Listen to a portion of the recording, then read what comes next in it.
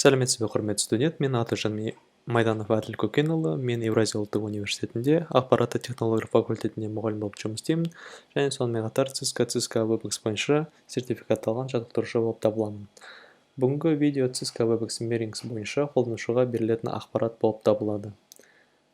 Негізгі сұрақ студентке қалай мұғалімнің бастаған сеансқа қосылу.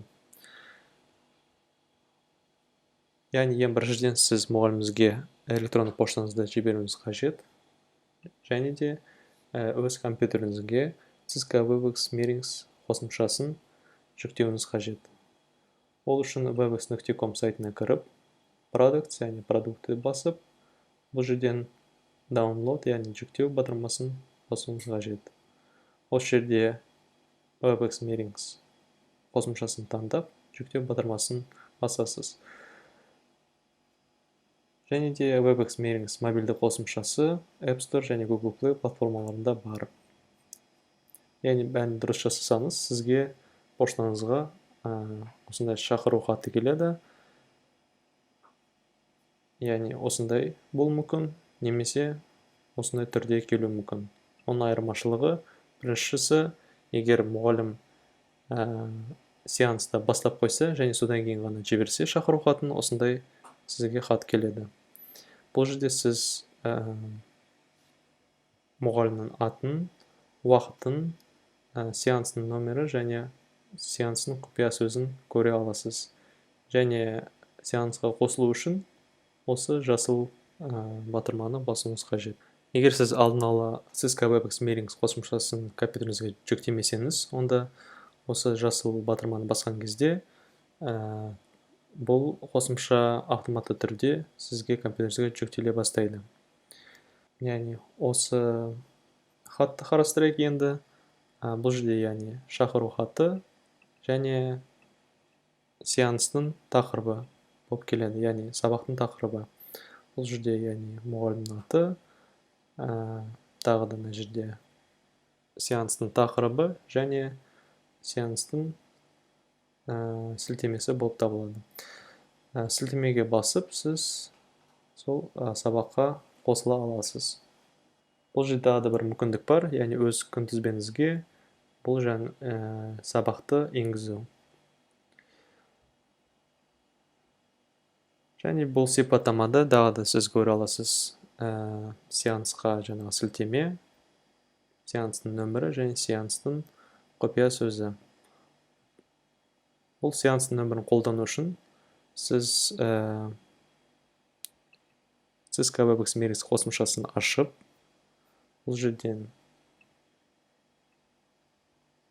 сеанстың нөмірін алып, бұл жерге енгізе аласыз. Яғни сабаққа қосылу үшін тағы бір жол осы, яғни сеанстың нөмірі бойынша. Бұл жерде қосылу деп басып, кейін қосымша сеанстың құпия сөзін сұрайды, сіз де осы жерден алып қоя аласыз. Сеансқа қосылудың тағы да бір жолы, егер сіз мұғалімнің жеке сілтемесін білсеңіз WebEx Meetings'та, ол осындай түрде болады. webex.com/meet/мұғалімнің қойылатын ақпараты. Осыны білсеңіз, сіз осы сілтемені браузерге енгізіп, осылай сабаққа қосыла аласыз.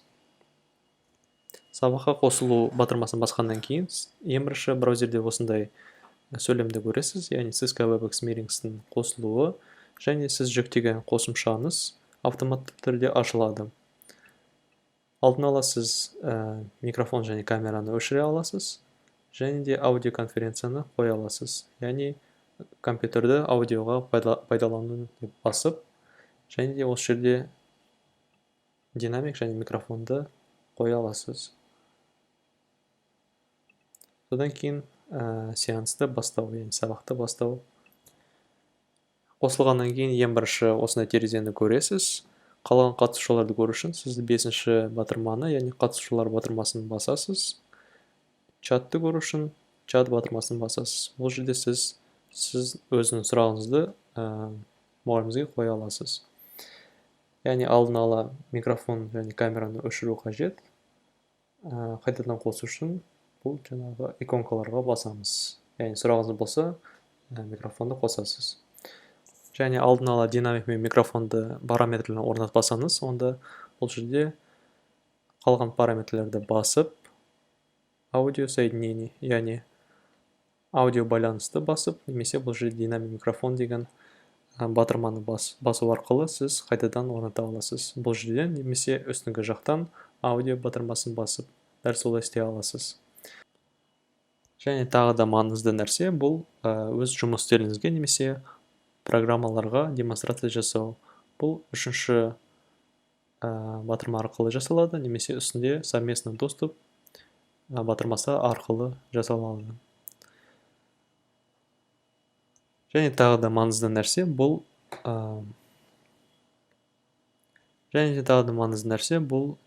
өз жұмыс істеріңізге немесе программаларға демонстрация жасау. Бұл үшінші батырма арқылы немесе үстінде совместный доступ батырмасы арқылы жасалады.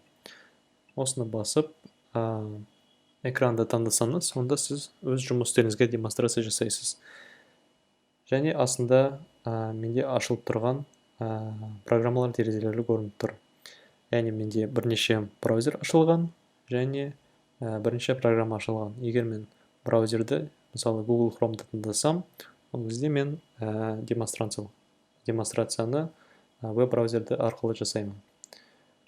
Және сонымен қатар бұл жерде үстіңгі жақта совместный доступ басып, яғни контентке, веб-браузерге, мультимедиа файлдарға, мультимедиа файлдар дегеніміз, яғни сурет, видео, немесе басқа документтер болуы мүмкін.